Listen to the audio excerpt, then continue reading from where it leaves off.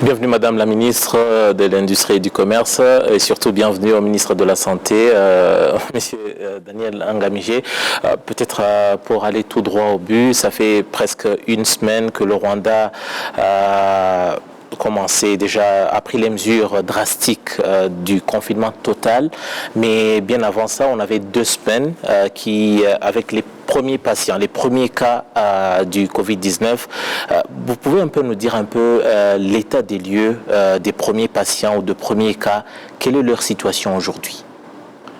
Bon, ça fait de 10 jours. Le premier patient a été admis dans la structure de prise en charge le 14 mars. Il s'agit d'un étranger qui vivait au Rwanda. Il se porte bien. Il a été rejoint malheureusement par sa femme qui était aussi malade. Les deux se portent bien pour le moment. Le peu de symptômes qu'ils avaient au début, notamment la fièvre, la toux, ont graduellement diminué, de sorte que nous espérons qu'au plus tard la semaine prochaine, au début ou bien au milieu de la semaine prochaine, nous allons faire les examens nécessaires, suivant le protocole de prise en charge que nous avons, pour les libérer. Il ne s'agit pas que de ce monsieur et sa femme. On a eu d'autres cas qui se sont ensuite déclarés, notamment des cas qui sont venus de l'extérieur. Vous pouvez aussi nous en toucher un mot sur ces cas et surtout de leur évolution clinique, comme on dit. C'est vrai, aujourd'hui nous sommes à 41 patients, sans inclure les chiffres qu'on va communiquer aujourd'hui. 41 patients dont la majorité sont des cas importés, comme on les qualifie. Ce sont 36 patients, ils sont venus de l'étranger. Donc c'est des Rwandais et des étrangers qui sont venus au Rwanda depuis environ 2 ou 3 semaines. Et les 5 autres, ce sont des transmissions locales. Ce sont des personnes qui ont été en contact avec les 36 cas. Un de ces 36 cas, voyez-vous. Donc, de sorte que, à part les 36, il y a donc 5 qui se sont ajoutés par différents contacts qu'ils ont eus avec certains de ces 36-là. Donc, au total, on a 41 patients qui sont tous admis, qui se portent bien. Ils sont dans différentes catégories d'âge. Il y a des jeunes, moins de 10 ans, il y a plus de 60 ans, mais la majorité a une moyenne d'âge, disons, de 36 ans. Voilà. Cliniquement, ils sont bien et ils évoluent bien. Nous avons normalement un service de soins intensifs. On n'a jamais admis personne dans ce service depuis qu'ils sont là. Donc pour nous, c'est une bonne évolution clinique. Et maintenant, depuis la prise de la décision de passer à un confinement total, même pour les gens qui ne sont pas atteints, y a-t-il des résultats depuis quelques jours maintenant? Vous vous dites que ça valait la peine de passer à cette nouvelle phase de prévention? Absolument, ça valait la peine parce que à l'analyse des données que nous avions, pratiquement à chaque atterrissage d'avions venant de l'étranger, surtout des pays suffisamment, présentant beaucoup de cas, nous avions au moins 1 ou 2 nouveaux patients par vol venant de l'étranger. Et nous nous sommes rendus compte qu'avec la mesure d'arrêter le trafic aérien international, en tout cas les vols qui ont eu lieu le dernier jour, nous avons constaté qu'il y avait affluence de beaucoup de cas qui sont venus surtout de Dubaï. Et ça veut dire que si la mesure n'avait pas été prise, nous serions aujourd'hui inondés de nouveaux patients venant de l'étranger parce que les pays ne sont pas atteints de la même façon. Il y a des pays qui ont vraiment un grand nombre de patients et où il y a des Rwandais et des étrangers qui peuvent, pour une raison ou une autre, venir au pays. Vous dites que le pire a été évité? Absolument, parce que cette maladie, elle a une particularité, c'est qu'une personne peut voyager tout en étant asymptomatique ou ne présentant aucun symptôme, tout en étant infectée. Et donc, la personne arrive à l'aéroport, nous prenons la température, elle est normale, il n'y a aucune histoire de toux, de fièvre ou d'autres symptômes qui généralement caractérisent la maladie. Et la personne passait par la frontière et entrait au niveau du pays. Et c'est après que les symptômes apparaissaient alors que la personne est dans la communauté. Et entre-temps, elle devient infectante. Donc, elle peut infecter les personnes qu'elle contacte. Donc, c'est ça la particularité de cette maladie. Ça veut dire que nous n'avions pas la capacité d'identifier une personne asymptomatique étant porteuse de cette infection. Donc, du fait qu'il n'y a plus de vol, cette source de contamination n'est plus active. Maintenant, nous devons nous attaquer des autres frontières, ce qui a été fait aussi. Exactement, il n'y a pas que l'aéroport, les frontières terrestres également ont été fermées. Et maritimes sont aussi fermées, avec des mesures de screening des personnes qui traversent ces frontières-là.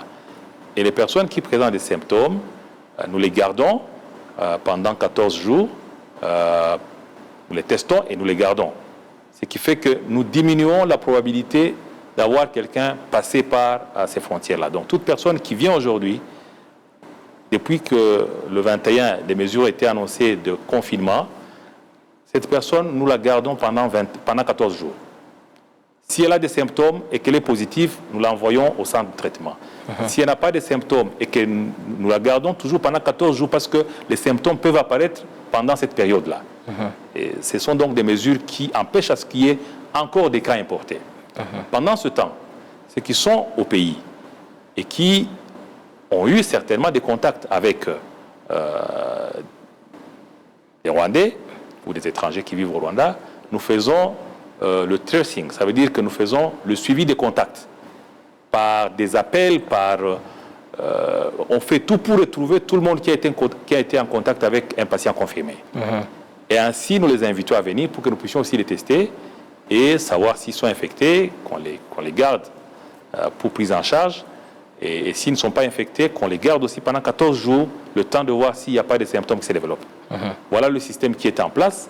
Et je pense que ce système a pour objectif d'éviter que l'infection on dit un cluster ou bien une grappe des patients qui sont à Kigali, 41 patients et leurs contacts, qu'on ne puisse pas avoir une autre grappe des personnes infectées dans d'autres provinces. Parce que si jamais on a des grappes comme ça, alors on serait vraiment dans une phase préparatoire pour une infection généralisée au niveau du pays. Donc, tant mieux, tant que nous avons cette grappe au niveau de Kigali, et nous essayons de contenir les mouvements en évitant que les personnes qui sont contaminées à Kigali ne puissent aller au niveau des districts et d'autres provinces. Voilà l'utilité des mesures qui ont été prises pour éviter qu'il y ait ce mouvement des personnes contaminées vers les districts en dehors de la ville de Kigali. Je reviens à vous tout à l'heure. Madame la ministre, le secteur du commerce et de l'industrie, c'est parmi les secteurs qui sont frappés de plein fouet par cette pandémie, non seulement au Rwanda, un peu ailleurs dans le monde. Vous, aujourd'hui, on a vu à l'annonce déjà des mesures drastiques avec un confinement total, mais il y a des activités qui étaient permises, notamment les activités commerciales avec des spécificités. Mais il y a eu une tendance à la hausse des prix sur le marché. Vous pouvez nous dire, qu'est-ce qui a créé cette peur-là? Pourtant, le secteur commercial avait une certaine liberté de mouvement, mais quelle est la situation aujourd'hui? Les choses sont revenues à la normale? Alors, dire que les choses sont revenues à la normale, ça ne serait pas correct. Dans cette crise qui est mondiale, crise sanitaire, il est vrai que l'économie au niveau mondial a été frappée de plein fouet.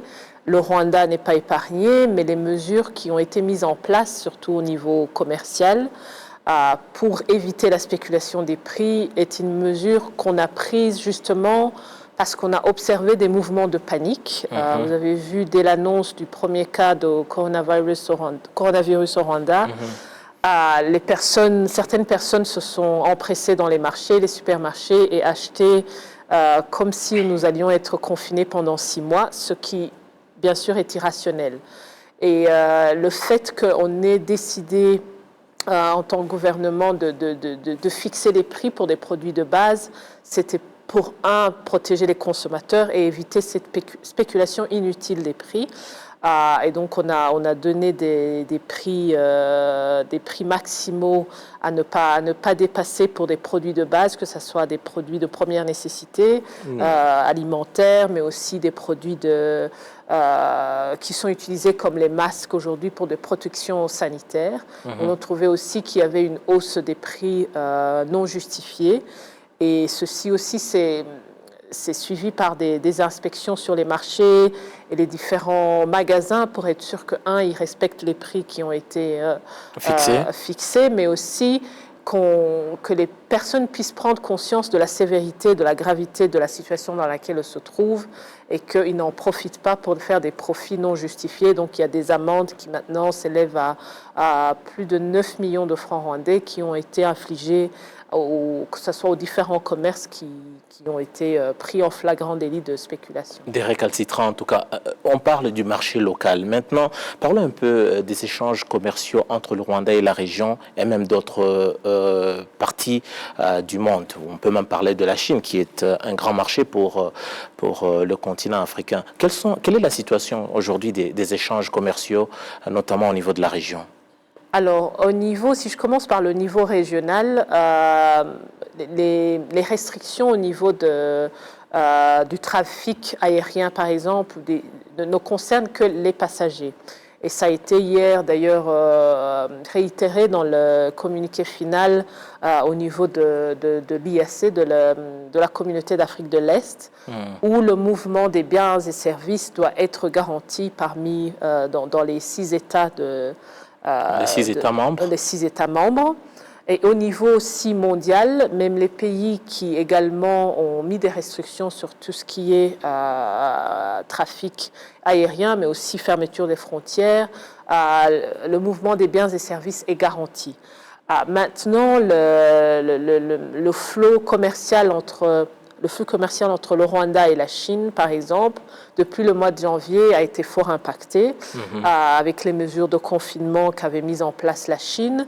Mais nous sommes heureux de constater que la Chine reprend petit à petit ses activités et est redevenue, je veux dire, l'usine du monde.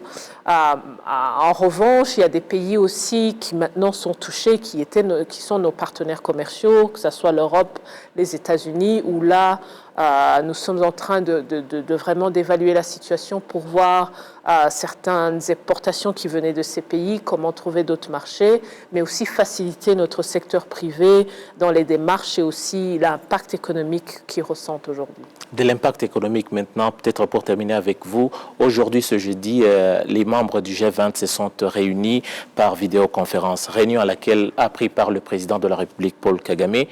On a annoncé une injection de plus de 500 milliards de dollars sur l'économie du monde ou globale. C'est une nouvelle que le monde du business attendait? C'est une excellente nouvelle pour les économies mondiales et surtout les économies, je dirais, émergentes ou des économies des pays en voie de développement, dont le Rwanda, pour pouvoir bénéficier de cette aide qui est la bienvenue, puisque non seulement au niveau du gouvernement national, nous travaillons sur la mise en œuvre aussi de stratégies pour soutenir surtout nos petites et moyennes entreprises durant cette crise, mais tout soutien, que ce soit des pays du G20, mais aussi de nos partenaires commerciaux, sera la bienvenue. Monsieur le ministre, pour terminer, tout le monde a dit qu'il y avait un manque de stratégie globale pour combattre le Covid-19. On a vu que les pays sont allés dans un premier temps, en tout cas, chacun y allait de sa façon, pourvu que sa population soit épargnée. Aujourd'hui, vous avez tenu une conférence au niveau de la région avec vos homologues, je parle de la région est-africaine. Vous pouvez nous dire qu'est-ce qui en est sorti? Y a-t-il eu une stratégie commune pour contenir cette pandémie au niveau de la région? Ou aussi peut-être nous dire s'il y a aussi une stratégie aujourd'hui avec, par exemple, au niveau mondial. Il y a quelque chose qui avance? Nous nous sommes convenus de pouvoir développer une stratégie régionale de riposte contre cette pandémie en complément aux stratégies nationales que nous avons déjà développées et budgétisées, qui sont aujourd'hui en train d'être utilisées pour la mobilisation des ressources. Ce faisant, cette stratégie régionale va plutôt répondre aux problèmes qui sont liés au trafic interpays, notamment le mouvement des biens et services et même des personnes. Ça va nous permettre de réguler ce flux dans la mesure où le flux ne devrait pas être une source de contamination d'un pays à un autre. Ce faisant, nous nous sommes convenus de renforcer donc la surveillance épidémiologique de cette maladie dans la sous-région avec des échanges d'informations par des canaux appropriés sur notamment les incidences de la maladie et les différentes mesures prises par chaque pays. Deuxièmement, nous nous sommes convenus d'affiner nos protocoles de prise en charge des personnes qui sont infectées.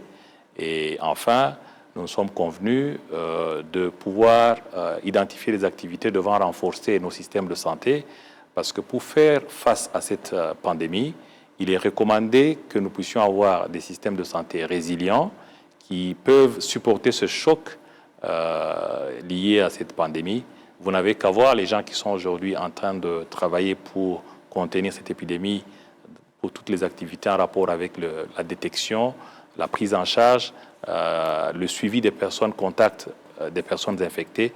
Il y a beaucoup de gens aujourd'hui que nous puisons du système de santé, mais pour autant, le système de santé continue parce que nous avons encore à soigner les malades qui existent dans nos formations sanitaires et qui doivent avoir des services appropriés. Donc, il faut qu'on ait un système de santé résilient, capable d'assumer ce choc et de le contenir sans basculer ou sans compromettre la qualité des services que nous offrons à nos populations. Voilà ce que nous nous sommes convenus avec les pays. En gros, les détails sont dans les différents protocoles en rapport avec ces thèmes-là que nous venons d'évoquer.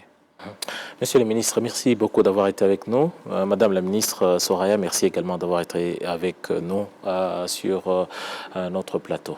Merci beaucoup. Merci à vous.